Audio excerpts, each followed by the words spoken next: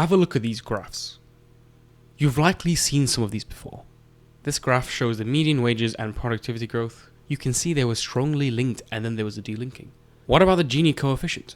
This measures inequality in a society. The higher the number, the more unequal. You can see a steep drop off post World War II and a sustaining of these numbers, then a rise again.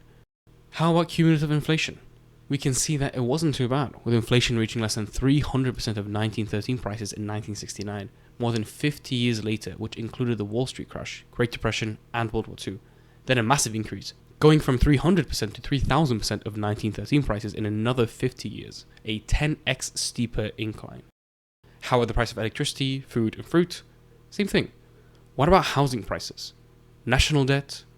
Even if you look at how well black families are doing in comparison to white families, as in pulling them out of poverty, you get a fast rise, then stagnation. These graphs show one of the main issues in today's economy, especially America. Whilst productivity has been going up, wages have been stagnant. In other words, wealth is increasing, but it's not going towards the workers and everyday people. But if you notice something happening between all of these graphs, is that they all seem to grow and then diverge or delink at the same point around 1971.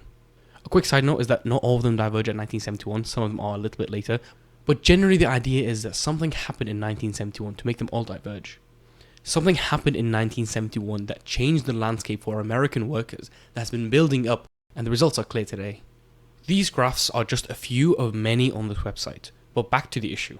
If we cast our minds back to 1970, Americans went from being able to afford a house with the equivalent of 2.5 years of income, and they were often able to do it with just the salary of a single working man. Women did work, but they often contributed just less than 25% of the total household income, which means that the primary breadwinning was done by the man. The median household income in 1971 of around $10,000, which translates to $82,000 in today's income, is actually higher than today's median household income of $81,000. That's not even factoring the crazy increase in the cost of living, especially with housing, healthcare, and education.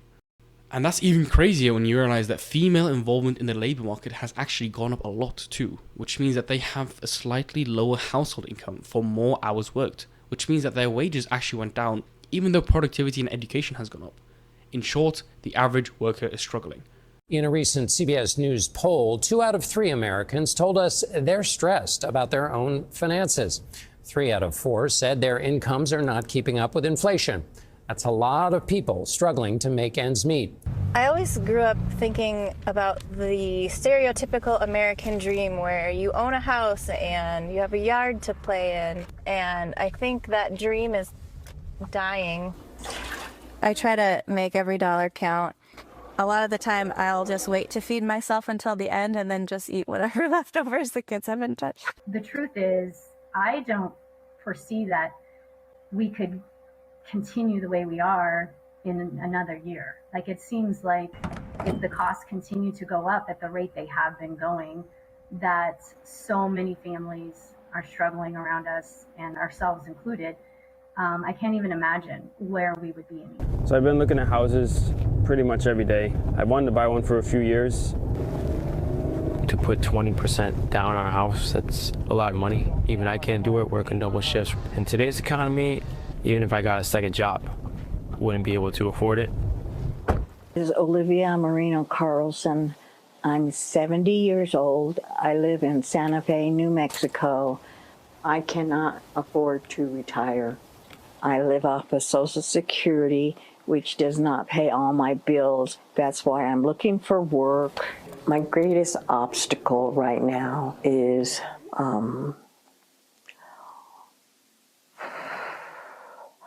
being able to support myself.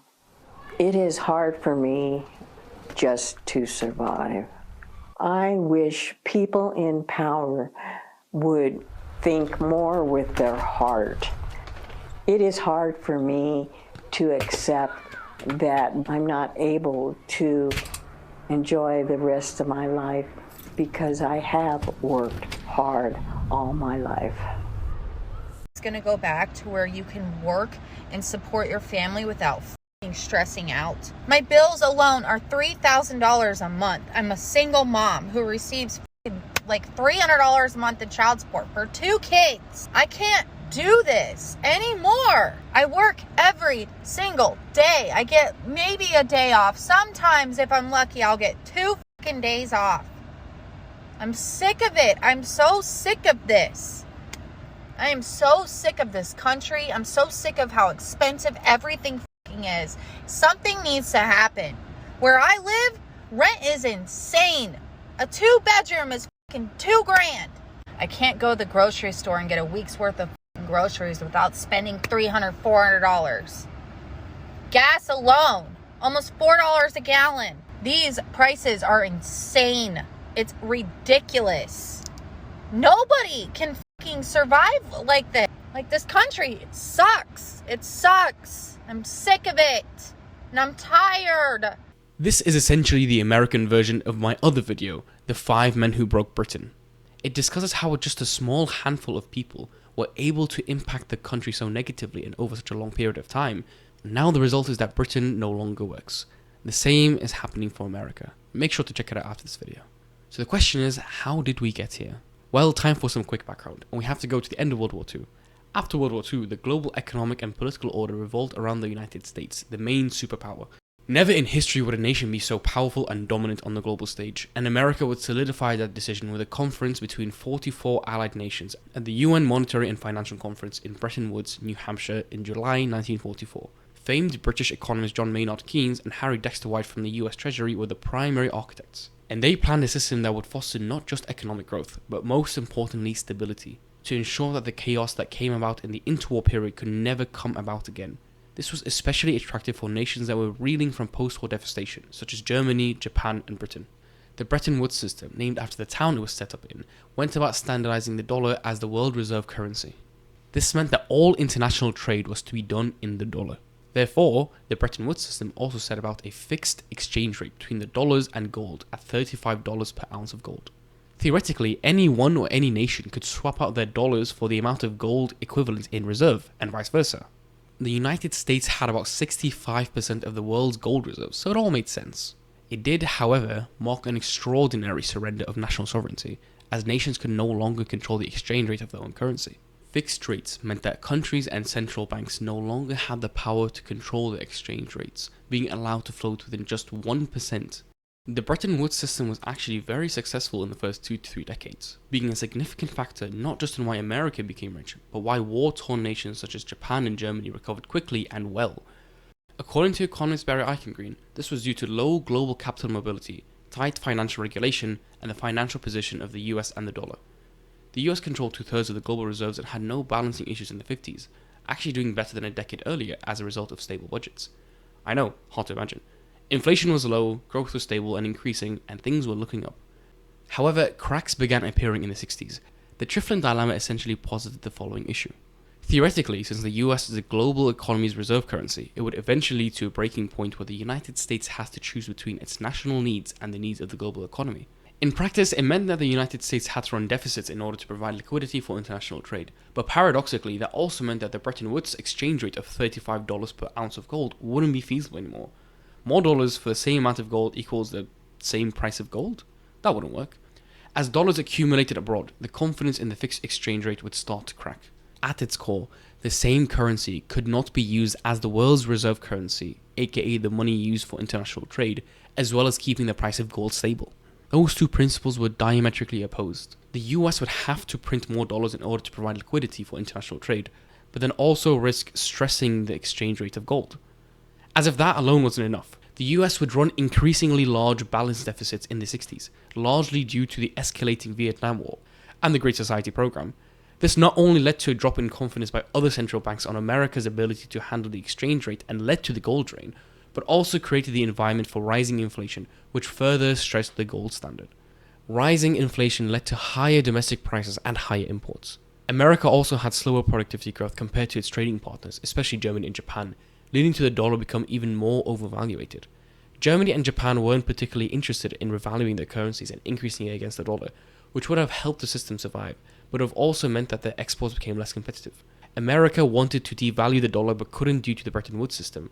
At that point, there were 4 to 5 times as many dollars in circulation as there were gold in reserves, which is an insane overvaluation. The increasing number of investors and officials attempting to sell dollars in the 60s and 70s, likely due to fears of its overvaluation, in addition to trying to buy other assets instead of dollars, showed a decreasing level of global confidence in the system. The Kennedy, Johnson, and Nixon administrations refused to run balanced budgets in their attempt to push for the Vietnam War and Great Society programs. French President Charles de Gaulle commented on the system, calling the dollar an exorbitant privilege and saying it could not be a neutral and international medium of trade while functioning as a credit instrument reserved only for one state. The final blow came when Britain requested partial covering for its dollar holdings, which made the market think that the UK and other major partners had lost trust in the United States. President Nixon announced his new economic policy in August of 1972, which centered around the suspension of gold to dollar convertibility, a freeze on wages and prices to curb inflation, and a 10% import tariff to force countries to revalue their currencies. The Smithsonian Agreement led to the dropping of the import tariffs and created a new fixed exchange rate, but the agreement was short-lived. In 1973, Japan and 6 members of the European Community decided to jointly float their currencies against the dollar. The Nixon shock and subsequent agreements marked the effective end of the Bretton Woods system, with the official end being in 1976 with the Jamaica Accords. The Dow Jones experienced a very big surge and markets had massive sellings of the dollar against other currencies, leading to its depreciation. So this is where we are. Rising inflation, increasing deficits, loss of trust in the dollar. But aren't we in the good part of the graph? Well, it's what comes next that sets the stage for these trends. The supposed liberation of Bretton Woods had some pretty strong impacts. For one, global liquidity saw a dramatic rise and inflation continued to rise, as countries began to run bigger budget deficits as they no longer had to worry about the constraints of any gold reserves. In addition, the Federal Reserve, aka the Fed, prioritized keeping unemployment low as opposed to inflation, leading to even higher inflation. Things were not looking amazingly for the global economy, particularly the United States, and to top it off, it is an all-out war. That's how Israeli Defense Minister Moshe Dayan describes an invasion of the Golan Heights and the east bank of the Suez by Syria and Egypt. The Yom Kippur War was the final straw for the Arab nations in the Organization of Petroleum Exporting Countries, or OPEC. They all imposed an oil embargo on countries supporting Israel. President Nixon sent an emergency $2.2 billion in aid to Israel, and so the US was hit hard by the embargo. Oil prices quadrupled from $3 to $12 a barrel in 1974, and as if it couldn't get any worse, the Iranian Revolution in 1979 led to a further doubling of oil prices from $15 to $30, making oil prices 10 times more expensive in just 6 years. As Federal Reserve Chairman Arthur Burns explained in 1974, this manipulation of oil prices and supplies by the oil exporting countries came at a most inopportune time for the United States. Industrial commodity prices were already rising at more than 10% annually. Manufacturing capacity was operating at virtually full levels, and many materials were in short supply. These dramatic energy shocks led to dramatically higher costs for businesses, reducing consumer spending and slowing growth, and also raised inflation even more, leading to a phenomenon known as stagflation, low growth including high unemployment, and very high inflation. I cannot stress how important low energy prices are for the growth of an economy. The oil shock struck an economy already facing inflationary pressures and contributed to a prolonged period of economic stagnation against the economy that consumed 1/3 of the entire world's oil. The thing is, if this would have happened under the Bretton Woods system, the effects would have been suppressed a bit. But the effects were amplified in the absence of the automated exchange mechanism. A weaker dollar made oil shocks more dramatic, and central banks printing their problems away led to higher inflation. The introduction of the petrodollar between the US and Saudi Arabia also exacerbated the effects. This agreement meant that oil would be sold exclusively in dollars, as America still wanted to maintain its global reserve currency status and led to countries needing to hold dollars to buy oil. But it just meant that the effects of an increasing oil price directly impacted the US. The collapse of the Bretton Woods system, in addition to the extra 10% tariff, as well as rising bills, led to very strong inflation.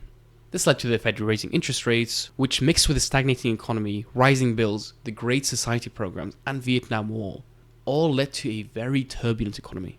Just to put this into perspective, people were struggling on between 5 to 7.5% interest rates in the early 2020s, but they reached over 18% in 1981.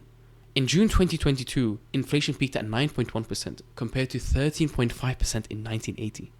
The unemployment rate reached 10.8% in 1982, the same amount as the Great Recession in 2008.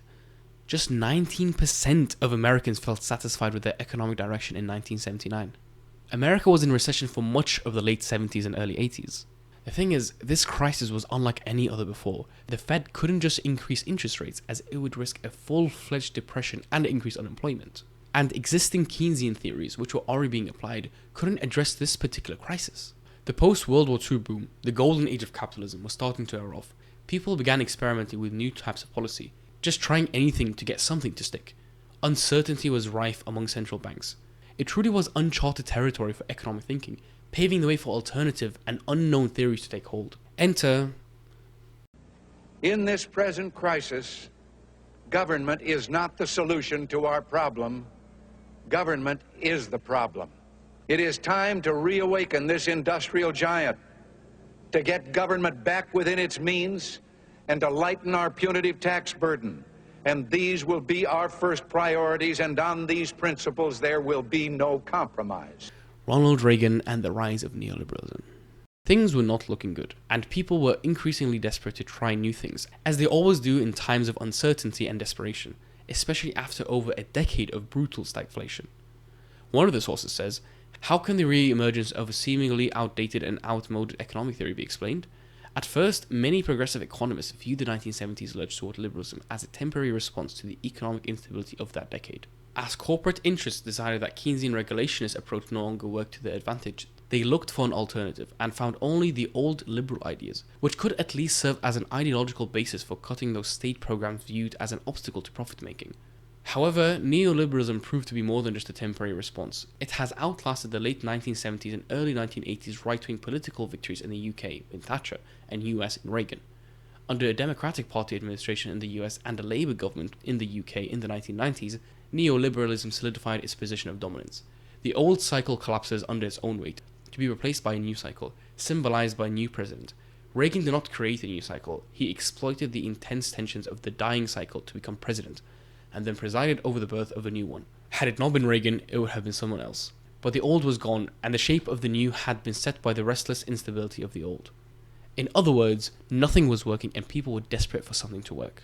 Reagan exploited the anger and confusion and ushered in the age of neoliberalism, inspired by the liberalism that was present just before the Great Depression, the same one that caused the same depression, as well as fringe economic schools such as the Chicago School.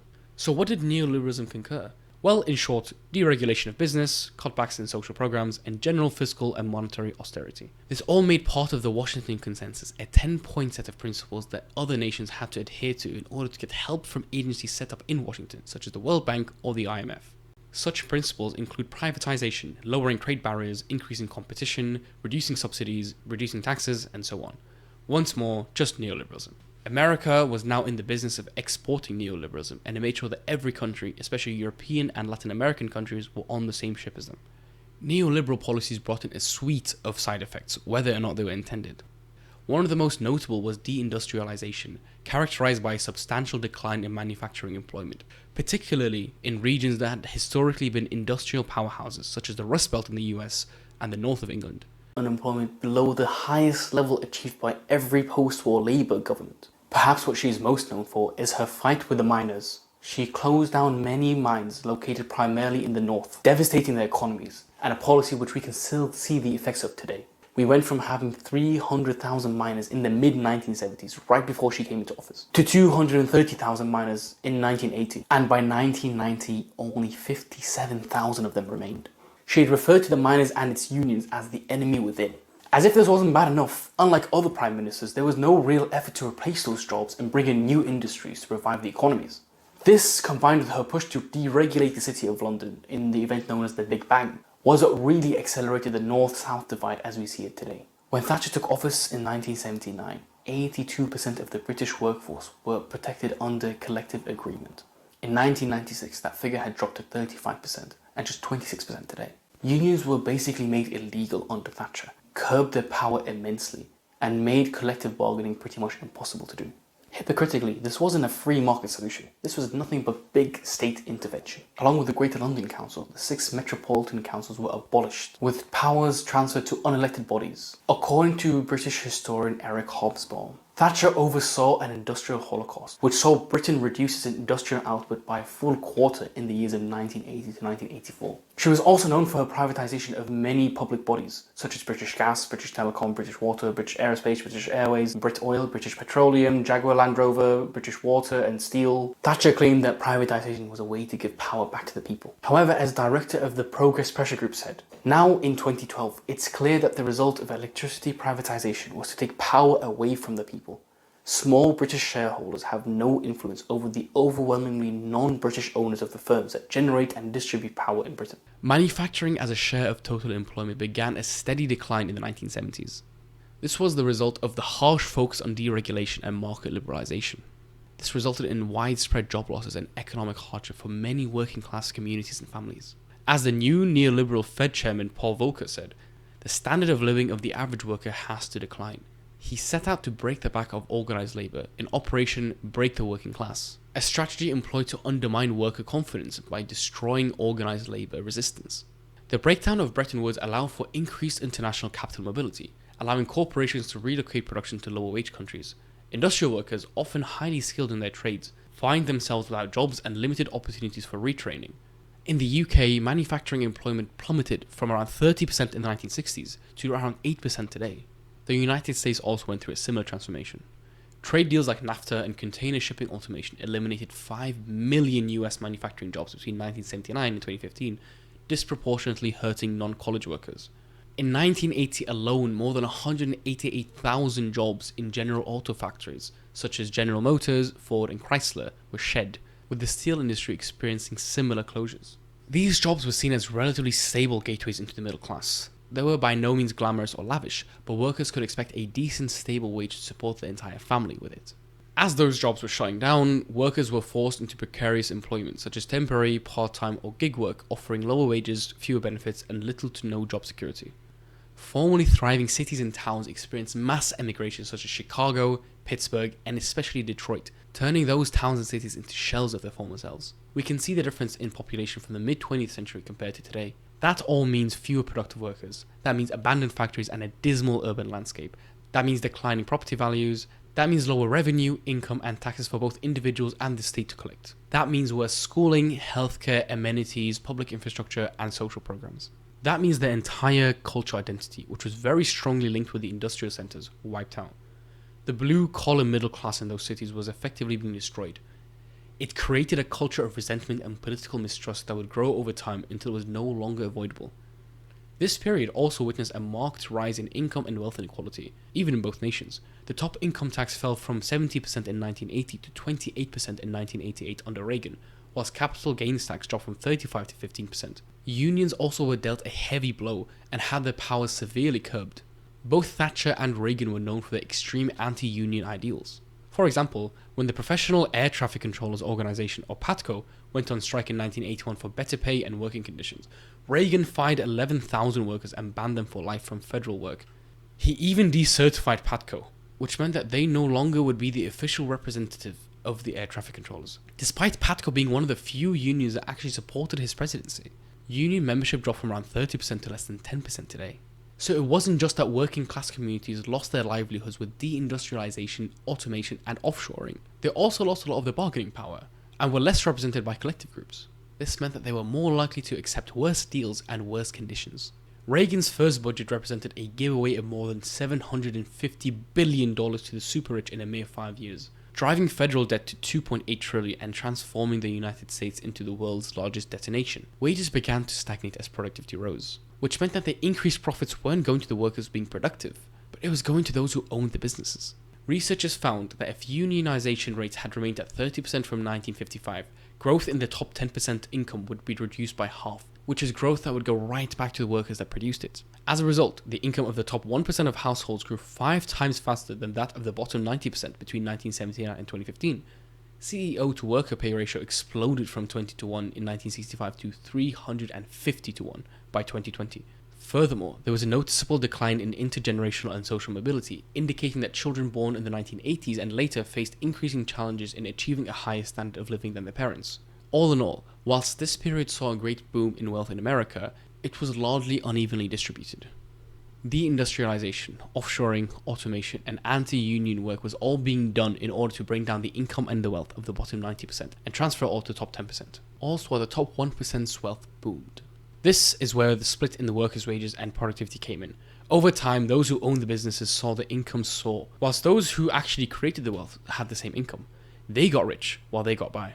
The combination of deindustrialization, weaker bargaining power, technological change, offshoring, neoliberal policies, and global competition led to a string of nasty consequences that were felt by the working class, such as the unsurprisingly increased unemployment rate and therefore an increased crime rate. Deindustrialization often leads to social dislocation, where the fabric of communities begins to unravel.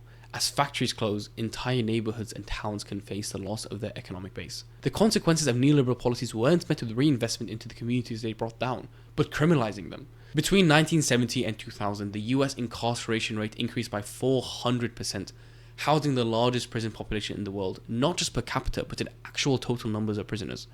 Yes, that means that the US has more total prisoners than China and India. At its peak, if the prison population was a state, it would have been the 36th largest state in the country, beating out 15 other states such as Hawaii, New Mexico, and West Virginia.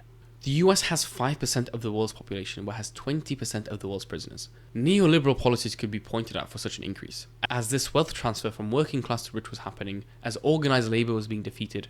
In all the countries where the neoliberal ideology of submission to the free market has spread, we observe a spectacular rise in the number of people being put behind bars as the state relies increasingly on the police and penal institutions to contain the disorders produced by mass unemployment, the imposition of precarious wage work, and the shrinking of social protection. Bearing in mind that the incarceration rate was relatively stable in the 5 decades leading up to the 70s, it climbed significantly after 1980. Over the 4 decades of the increased incarceration rates, the crime rate went up, then down, then up, then sharply down. This showed that the increasing incarceration rate had less to do with crime rate and more to do with systemic changes in sentencing policy. The slogan of being tough on crime grew. It became catchy and popular. I mean, hey, who wants to be soft on crime? Are you a pro-crime candidate? All this, especially whilst a string of high-profile cases and media coverage made people think that crime was rampant, and got people to rank crime far higher on the list than they would have. In reality, crime rates were actually going down. One example was in 1993, where there was a 400% increase in media coverage of violent crime.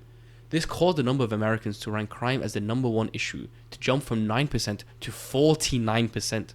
In reality though, crime rates were falling during that time, but administrations had to appear as if they were tough on crime thanks to the media. Mass incarceration was a means of managing the social economic inequalities that were exacerbated by neoliberal policies, especially for marginalized and minority communities who had a tough time in the labor market. The newly formed prison industrial complex also created new opportunities for private prisons to be flooded with virtually free labor, paying prisoners as workers as little as 14 cents per hour, with the average being a whopping 63 cents an hour, as part of the tough on crime legislation and in an effort to make crime as unattractive as possible.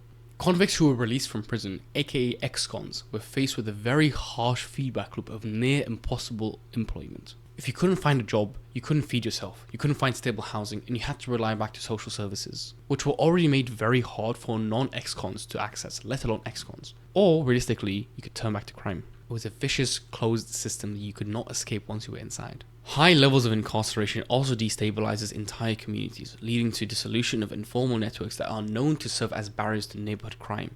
Trust in law enforcement deteriorates as community members experience elevated levels of victimization and the loss of community members, friends, and family members to incarceration. Of course, we can't mention this topic without covering the disproportionate incarceration rate for black males of all ages in urban areas. This was both systemic to ensure that black civil rights groups could not thrive and that communities were always fractured and struggling. We knew we couldn't make it illegal to be either against the war or black. But by getting the public to associate the hippies with marijuana and blacks with heroin, and then criminalizing both heavily, we could disrupt those communities. We could arrest their leaders, raid their homes, break up their meetings, and vilify them night after night on the evening news. Did we know we were lying about the drugs? Of course we did. It also ensured an endless supply of very, very cheap labor in prisons. These policies broke up families tremendously. Children of recently incarcerated fathers are 3 times more likely to experience homelessness, with paternal incarceration increasing this risk by 94 to 97% even after controlling for pre-existing factors. Parental incarceration can push even non-poor children into poverty and deepen their dependence on public assistance.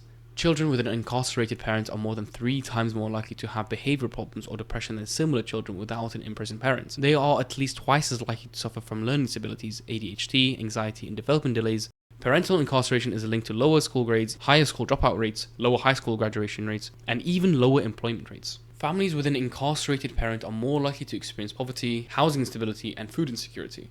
Children of incarcerated parents are less likely to enroll in or graduate from college and more likely to be diagnosed with depression or charged with a felony as adults. More than 3 times more likely, in fact. And that is the major sticking point. It becomes a generational cycle. Once one family gets suddenly imprisoned, normally the father, every possible negative trait is now unleashed on the kids.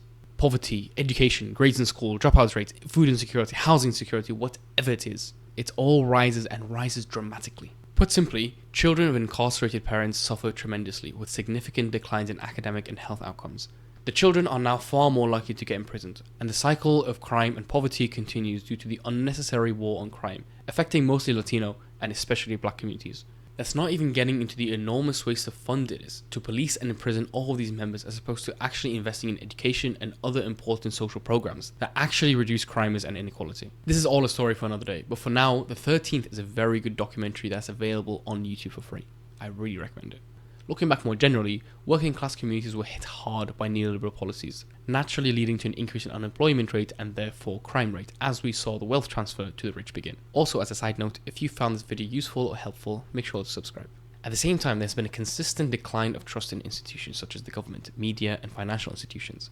This erosion of trust has occurred in tandem with a rise in political polarization. After reaching 70% in the late 1950s, trust in government began a sharp downward slide in the mid-1960s that bottomed out at around 30% in the late 1970s and has never recovered to previous levels. In 1960, only 4 to 5% of people wouldn't want their child marrying someone from the opposing party. In 2020, this figure has gone up to 40%. There is an increasing loss of trust in all institutions, and that is worrying. Look at this. Almost everything gets lower year by year.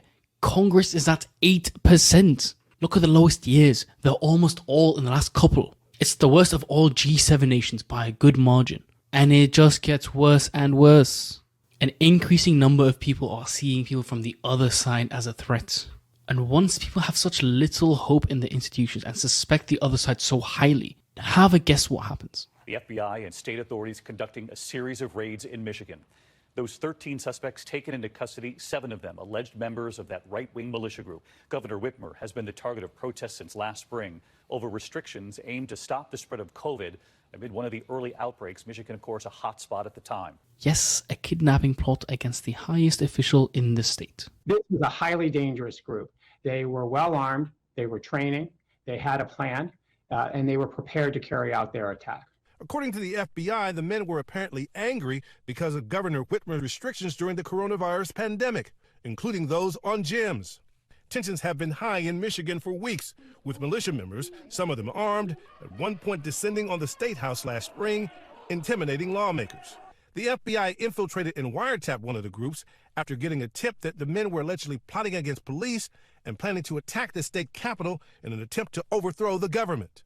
With an informant listening in, they call Whitmer a tyrant. One of the suspects saying snatch and grab the governor. Just grab the expletive. They allegedly wanted to take her to a secret location in Wisconsin for a trial that would end in execution. The thing is, it's not just a declining trust in politicians. It's declining trust in institutions as a whole. In scientists, in education, in the Supreme Court, it's all across the board. This kind of makes sense. The terrible mismanagement of those industrial centers, the offshoring, the attacking of workers, the constant financial crisis and stagflation mentioned earlier, the terribly unpopular Vietnam War which lasted 20 whole years, the increasing politicization of the Supreme Court, and the general ignoring and leaving behind of the working class. As the middle class got squeezed, as the elite got richer, people started seeing the system as more corrupt. Populism slowly began creeping in as trust in institutions dropped. In a 2022 survey, majorities said that the federal government unfairly benefits some people over others, doesn't respond to the needs of ordinary Americans, and isn't adequately careful with taxpayer money. And as I said that, you probably weren't very surprised. I know I wasn't. I mean, who the hell would trust these people? And what have they done for the average American? The lack of trust, increasing wealth inequality, and increasing polarization easily opens the door for populist leaders to get into power. They get mass approval, influence the conversation, and even get elected. Regions and demographics that have been particularly susceptible to populist movements are the same ones who experienced deindustrialization, such as the British North or the American Rust Belt. Ironically enough, they vote for politicians similar to those that implemented the same issues decades ago, likely because the other side never offered a distinct enough alternative. But here's another poll. Around 2 in 3 US adults agree that low levels of trust in government makes it harder to solve the nation's issues. It is clear that the Republicans weren't looking to solve the nation's problems, and neither are the Democrats. Neither side trusts the other, and increasingly their own. People are affiliating and identifying with parties less often these days. They're seeing their bloated two-party system become ineffective, weak, and unrepresentative. Declining confidence reduces the effectiveness of these institutions. That reduces how much people trust them, which makes it harder to solve the issues of the day. And this creates a never-ending cycle of political apathy. Political polarization has been present in most OECD nations, but nowhere came close to how polarized the United States was. According to Pew Research from 1994 to 2014, the share of Americans who expressed either consistently liberal or consistently conservative opinions doubled from 10% to 21%. By 2014, the median Republican was more conservative than 94% of Democrats compared to 70% in 1994, whilst the median Democrat went from more liberal than 64% of Republicans to more liberal than 92% of Republicans. There's a lot more about political polarization that I could get into, but I already covered it a lot in this video. To summarize for this video, just know that both sides are getting more extreme very quickly, with Republicans getting more extreme more quickly than Democrats are getting more extreme. This was the capitalization of the abandoned working class industrial heartlands such as Chicago and Detroit mentioned earlier. The artificial culture war has also been fueled and hijacked by both sides to stoke distrust from their voter base to the other party, with Republicans targeting conservatives and Democrats liberals. Once more, this can be linked back to the end of the Bretton Woods system. Bretton Woods provided a foundation for political moderation, economic stability, and social cohesion. Its removal began a slow unraveling of the political system that we are seeing the fruits of just now. As decades of neoliberal policies came and went by, regulation was prime on the chopping block. Deregulation became the order of business of every administration. This included cutting social programs and austerity policies, but the financial sector in particular was seeing record growth. Not only was the financial sector contributing to a larger share of the economy, but corporate profits were growing rapidly too. Now, this wouldn't be an issue if they were making an honest, decent living, but most of the income of the financial sector came from really shady activities, such as unregulated shadow banking, securitization, credit default swaps, and most importantly, an explosion of household credit.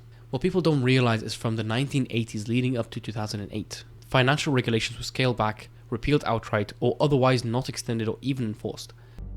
The highest order of business before the nation is to restore our economic prosperity. In 1981, President Ronald Reagan chose as Treasury Secretary the CEO of the investment bank Merrill Lynch, Donald Regan. Wall Street and the president do see eye to eye. I've talked to many leaders of Wall Street. They all say we're behind the president 100%. The Reagan administration, supported by economists and financial lobbyists, started a 30-year period of financial deregulation. In 1982, the Reagan administration deregulated savings and loan companies, allowing them to make risky investments with their depositors' money.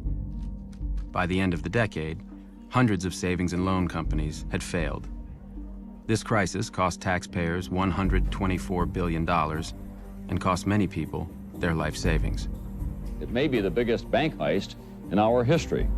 Thousands of savings and loan executives went to jail for looting their companies. One of the most extreme cases was Charles Keating. Mr. Peter, you got a word? In 1985, when federal regulators began investigating him, Keating hired an economist named Alan Greenspan. In this letter to regulators, Greenspan praised Keating's sound business plans and expertise and said he saw no risk in allowing Keating to invest his customers' money. Keating reportedly paid Greenspan $40,000. Charles Keating went to prison shortly afterwards.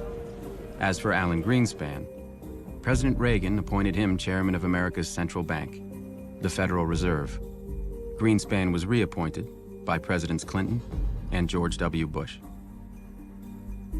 During the Clinton administration, deregulation continued under Greenspan, and Treasury Secretaries Robert Rubin, the former CEO of the investment bank Goldman Sachs, and Larry Summers, a Harvard economics professor. The financial sector, Wall Street being powerful, having lobbies, having lots of money, step by step captured the political system, both on the Democratic and the Republican side. By the late 1990s, the financial sector had consolidated into a few gigantic firms, each of them so large that their failure could threaten the whole system. And the Clinton administration helped them grow even larger. In 1998, Citicorp and Travelers merged to form Citigroup, the largest financial services company in the world. The merger violated the Glass-Steagall Act, a law passed after the Great Depression, which prevented banks with consumer deposits from engaging in risky investment banking activities. It was illegal to acquire Travelers. Greenspan said nothing. The Federal Reserve gave them an exemption for a year, and then they got the law passed. In 1999, at the urging of Summers and Rubin, Congress passed the Graham-Leach-Bliley Act, known to some as the Citigroup Relief Act. It overturned Glass-Steagall and cleared the way for future mergers. But hey, who cares? The financial sector is bringing in great growth to the economy. Oh, and look, there's a booming tech market starting in the West Coast and Boston Corridor too. There's a reason why they say party like it's 1999. Oh wait, that just had a spectacular crash. Turns out it was all just a bubble based on over-speculation. I'm sure the same reasons underlying that crash wouldn't show up with the financial sector, right? That would be quite bad. The next crisis came at the end of the 90s. The investment banks fueled a massive bubble in internet stocks, which was followed by a crash in 2001 that caused $5 trillion in investment losses. The Securities and Exchange Commission, the federal agency which had been created during the Depression to regulate investment banking, had done nothing. In the absence of meaningful federal action, and there has been none, and given the clear failure of self-regulation, it has become necessary for others to step in and adopt the protections needed. Eliot Spitzer's investigation revealed that the investment banks had promoted internet companies they knew would fail. Stock analysts were being paid based on how much business they brought in, and what they said publicly was quite different from what they said privately. Infospace, given the highest possible rating, dismissed by an analyst as a piece of junk. Excite, also highly rated, called such a piece of crap. The defense that was proffered by many of the investment banks was not, you're wrong. It was, everybody's doing it and everybody knows it's going on, and therefore nobody should rely on these analysts anyway. As people found it harder to climb the social and economic ladder, as worker income stagnated and even fell in many places, as those born to even worse socioeconomic conditions faced even bigger barriers to rise, the social contract slowly started to crumble, but it didn't happen overnight. It took decades of people becoming more disenfranchised with the system. Political apathy grew, but it still needed a catalyst, needed a breaking point. Enter. I think this is the most significant financial crisis in the post-war period. There are fears the sell-off will continue on Wall Street. Soaring gas prices, falling home prices, and rising unemployment. What kind of recipe is that? Overall, that's a recipe for a recession. 2008 was a bad dream. It was a bloody year on Wall Street and a real capitulation for a system run amok. Nearly 250,000 homeowners are in danger of losing their homes. The bankers made irresponsible loans to homeowners, permitted them to buy property on margin. Then the housing prices collapsed, the mortgages couldn't be paid, and the banks essentially became insolvent. The 2008 crash exposed what many were ignoring for so long. Decades of deregulation and lack of enforcement led to a culture, no, an entire industry built on fraud. In particular, the repeal of the Glass-Steagall Act, which was a set of regulations that was brought forth after the Wall Street crash of 1929, was the most major move, repealed by Congress in 1999. However, there were debates about repealing it in Congress going back to the 1980s. Repealing this act allowed massive mergers of banks, both commercial and investment, that would not have been allowed before, such as commercial bank Citicorp and investment bank Travelers Group, creating financial giants such as Citigroup, which served commercial banking, investment banking, and insurance services. Bank of America, a commercial bank, acquired Fleet Boston Financial, a hybrid commercial investment bank, for $47 billion, followed by MBNA for $35 billion, and then acquired Merrill Lynch, an investment bank and wealth management firm, for $50 billion. Chase Management, a commercial bank, merged in 2000 with JP Morgan & Co., an investment bank, creating JP Morgan Chase, the largest bank in the world by market cap. The top 6 banks went from controlling 15% of GDP to 65% GDP due to the repeal of Glass-Steagall. Since they were now the same entity, the investment bank could actually access direct consumer deposits from the commercial bank, using it for their trades. In other words, if you have an everyday normal bank account open, their investment bank side could actually take your money and use it for their trades. In other words, if you have a regular bank account open with any normal bank, aimed at regular people. That money should have only been used for safe, conservative investments as it was your money. But now, after repealing Glass-Steagall, you had a bunch of high-level, risky investment bankers with access to not just your account, but all of the tens of millions of users each bank had.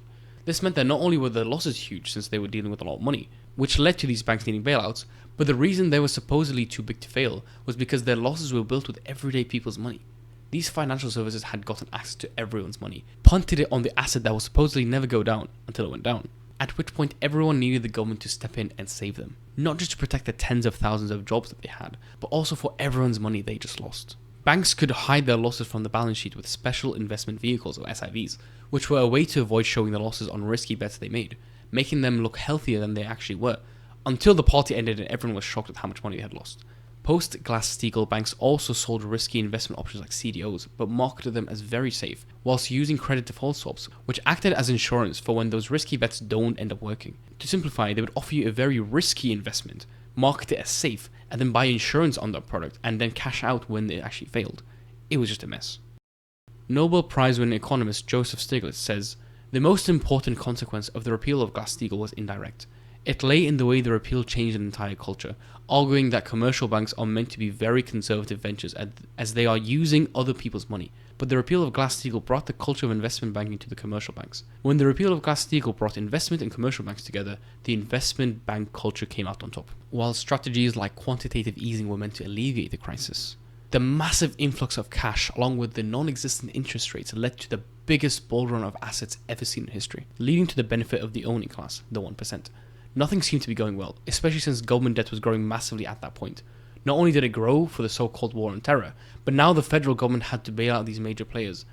Almost $3 trillion was added in just 2 years in deficit, which was massive at the time, but weirdly seems almost standard now.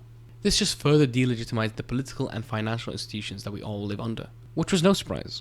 All that the average person saw was just massive bailouts for corporations that were actually greedy, along with job losses, debt, and austerity for the average citizen.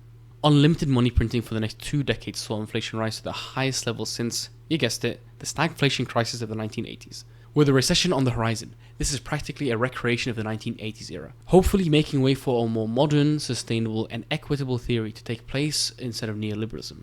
But who knows what the future will hold. In reference to the gold standard and now the petrodollar, the rise of BRICS and BRICS Plus along with their proposed currency is starting to threaten that order, as well as the rise of the petro-yuan, as well as cryptocurrencies. Both Americans and non-Americans are losing confidence in the dollar, not just as being the reserve currency of the world, but also as being a valuable means of exchange, and starting to consider other assets as the default reserve, with gold surprisingly coming out on top. The resurgence of inflation in recent years has also raised questions about the value of the dollar. If the government can just easily print it like that, trillions in fact, what really gives it any value? Leading us back to the Bretton Woods system and even the Triflin dilemma mentioned earlier. As I mentioned and showed earlier, there's a website that shows all these different graphs and how the inflection point is always at 1971. Things like wages versus productivity, income inequality, Gini coefficient which measures wealth inequality in a society, things like that. There's even a graph showing how much aid America sends to Israel per year starting from 1971, which I'm not sure how it was rated, but I found pretty funny. When I first set out to answer this question, what the hell happened in 1971?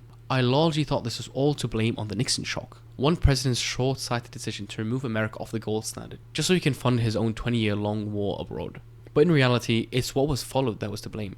The neoliberal economic order and the Washington Consensus that America pushed on other nations, especially Latin America, and soon after Europe. That's why these indicators are so skewed. Everything else you see in these graphs, that all comes from neoliberal policies, not necessarily just the end of Bretton Woods, which for sure came with its own set of problems. The de-linking of the dollar from the gold standard in 1971 set in motion a series of profound and interconnected decisions. The decision taken due to needing to finance the Vietnam War and the Great Society programs, which ushered in an era of social and economic chaos. One where established economic theories just didn't work anymore. That opened the door to neoliberalism, deregulation, financial shocks, mass incarceration, the weakening of organised labour and the squeezing of the middle class, political distrust. Well, what's the solution?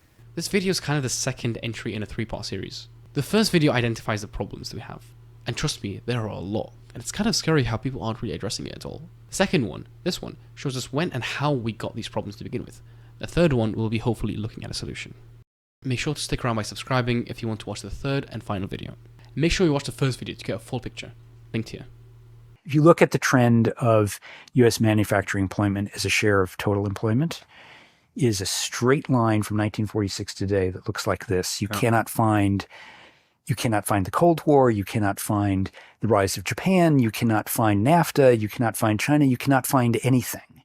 What you find basically, I think, is the march of technological progress. That's basically what that line tells you. And so all of these stories about China did this or China did that, yeah, there was some impact, but mainly what the United States failed to do as the world was transforming in the late 90s, early 2000s, is we failed to take seriously our responsibility to change our systems of redistribution, of helping people out, of social.